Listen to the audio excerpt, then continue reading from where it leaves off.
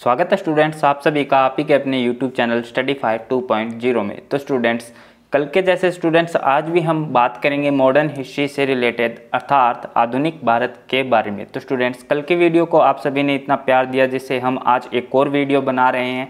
तो स्टूडेंट्स बिना किसी देरी के चलिए स्टूडेंट्स बढ़ते हैं प्रश्नों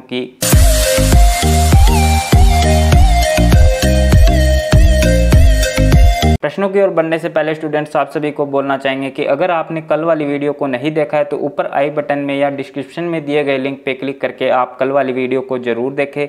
तो बढ़ते हैं प्रश्न नंबर 1 की ओर। ईस्ट इंडिया कंपनी ने किस वर्ष बॉम्बे को पुर्तगालियों से प्राप्त किया था? जिसका सही आंसर होगा स्टूडेंट्स ऑप्शन नंबर बी 1668 में, अर्थात सन 1668 में ईस्ट इंडिया कंपनी ने वर्ष बॉम्बे को पुर्तगालियों से प्राप्त कर लिया था। अगले प्रश्न की ओर बढ़ते स्टूडेंट्स। प्रश्न नंबर 2, गुलामगिरी नामक पुस्तक किसने लिखी थी? Option number A Ishwar Chand Vidyasagar, B Acharya Vinoba Bhave, C Jyotiba Phule, D Dadu Dayal. जिसका सही आंसर होगा students option number C Jyotiba Phule ने, अर्थात गुलामगिरी पुस्तक के जो लेखक थे वो थे ज्योतिबा फुले। अगले प्रश्न की ओर बढ़ते स्टूडेंट्स। प्रश्न नंबर 3, रविंद्रनाथ टैगोर को नाइटहुड की उपाधि किस वर्ष दी गई थी? जिसका सही आंसर होगा स्टूडेंट्स ऑप्शन नंबर बी 1915 में, अर्थात 1915 में रविंद्रनाथ टैगोर को नाइटहुड की उपाधि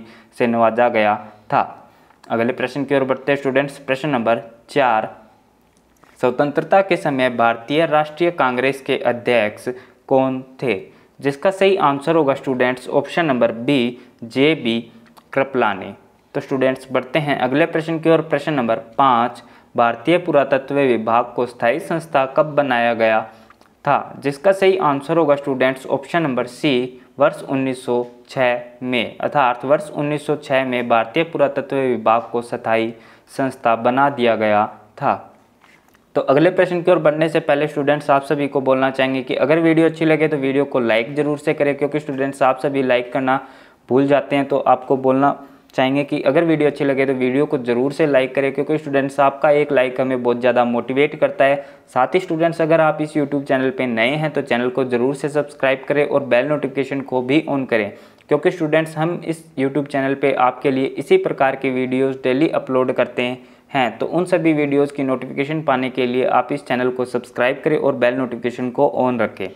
तो बढ़ते हैं अगले प्रश्न की ओर। प्रश्न नंबर 6, सुभाष चंद्र बोस ने अंतरिम सरकार की स्थापना कब की थी? जिसका सही आंसर होगा स्टूडेंट्स ऑप्शन नंबर सी वर्ष 1943 में, अर्थात वर्ष 1943 में सुभाष चंद्र बोस ने अंतरिम सरकार की स्थापना की थी। अगले प्रश्न की ओर बढ़ते हैं स्टूडेंट्स। प्रश्न नंबर 7, निम्नलिखित में से किस आंदोलन की शुरुआत नमक कानून को तोड़ने से हुई थी? ऑप्शन नंबर ए असहयोग आंदोलन, बी सविनय अवज्ञा आंदोलन, सी भारत छोड़ो आंदोलन, डी होम रूल आंदोलन। जिसका सही आंसर होगा स्टूडेंट्स ऑप्शन नंबर बी सविनय अवज्ञा आंदोलन, अर्थात नमक कानून को तोड़ने के लिए सविनय अवज्ञा आंदोलन की शुरुआत की गई थी। अगले प्रश्न की ओर बढ़ते स्टूडेंट्स। प्रश्न नंबर 8, किस समाजवादी नेता ने जेल से भागकर भारत छोड़ो आंदोलन में हिस्सा लिया था? जिसका सही आंसर होगा students option number A Ram Manohar Lohia ने।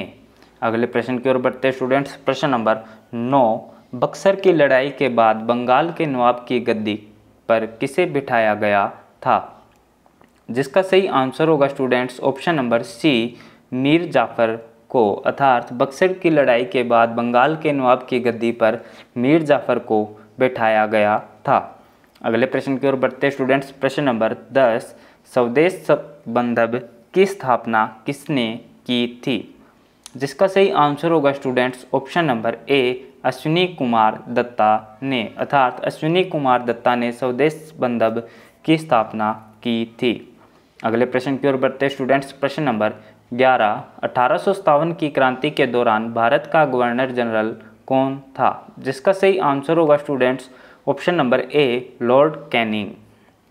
अगले प्रश्न की ओर बढ़ते स्टूडेंट्स। प्रश्न नंबर 12, स्वराज हाँ माजा जन्म सिद्ध अधिकार आहे अणी तोमी मिलानविनाच मराठी में यह घोषणा बाल गंगाधर तिलक ने किस स्थान पर की थी?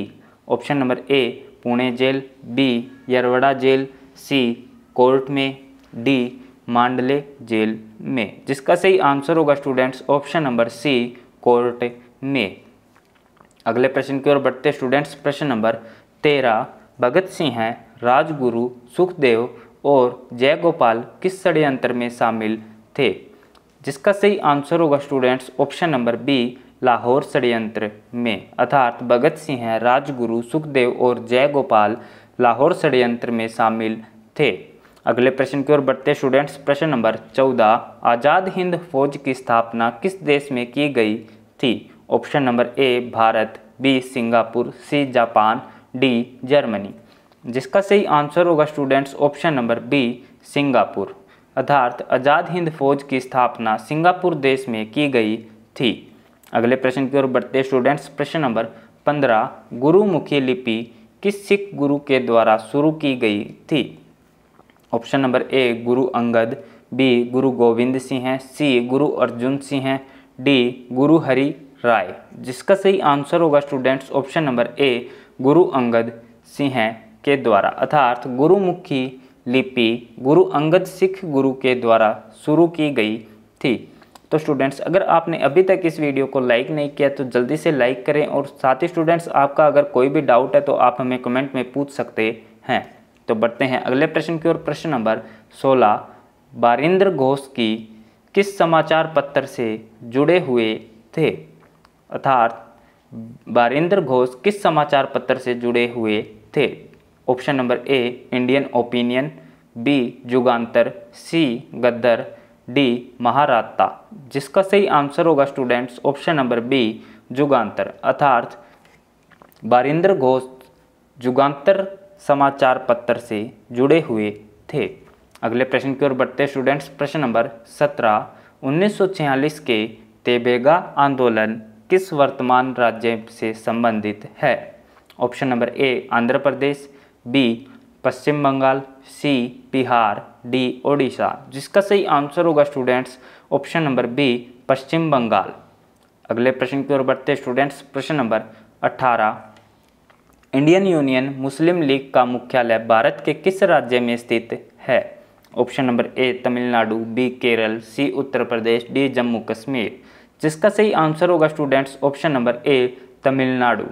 अर्थात इंडियन यूनियन मुस्लिम लीग का मुख्यालय भारत के अंदर तमिलनाडु राज्य में स्थित है। अगले प्रश्न की ओर बढ़ते स्टूडेंट्स। प्रश्न नंबर 19, कांग्रेस ने किस अधिवेशन में पूर्ण स्वराज का प्रस्ताव पारित किया?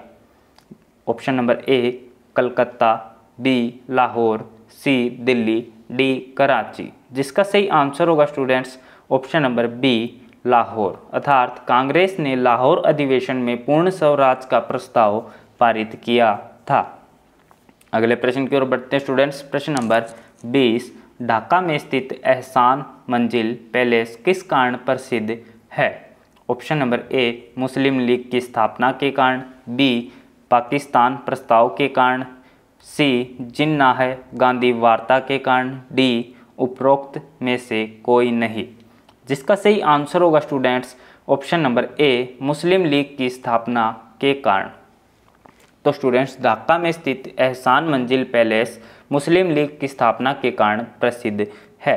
तो धन्यवाद स्टूडेंट्स इस वीडियो को अंत तक देखने के लिए। साथ ही स्टूडेंट्स आपको बताना चाहेंगे कि कल भी आधुनिक भारत सामान्य ज्ञान पे एक वीडियो अपलोड की गई थी। तो स्टूडेंट्स अगर आपने अभी तक उस वीडियो को नहीं देखा है तो नीचे डिस्क्रिप्शन में दिए गए लिंक पे क्लिक करके या ऊपर आई बटन में दिए गए वीडियो के लिंक पे क्लिक करके आप उस वीडियो को भी ज़रूर से देखें, क्योंकि स्टूडेंट्स हम आपके लिए top 20 most important question daily लेके आते हैं जो कि परीक्षा की दृष्टि से अति महत्वपूर्ण होते हैं। तो स्टूडेंट्स आप किसी भी वीडियो को मिस ना करें। और साथ ही स्टूडेंट्स अगर आपने अभी तक इस यूट्यूब चैनल को सब्सक्राइब नहीं किया है तो जल्दी से चैनल को सब्सक्राइब करें और साथ ही बेल नोटिफिकेशन को भी ऑन करें, जिससे आने वाली वीडियो की नोटिफिकेशन आपको मिलती रहे। और साथ ही स्टूडेंट्स आप सभी को बताना चाहेंगे कि कुछ ही समय बाद इसी वीडियो की क्विज टेलीग्राम चैनल पे अपलोड की जाएगी। तो अगर आपने अभी तक टेलीग्राम चैनल को ज्वाइन नहीं किया तो जल्दी से टेलीग्राम चैनल को भी ज्वाइन करें। तो धन्यवाद स्टूडेंट्स, आपका दिन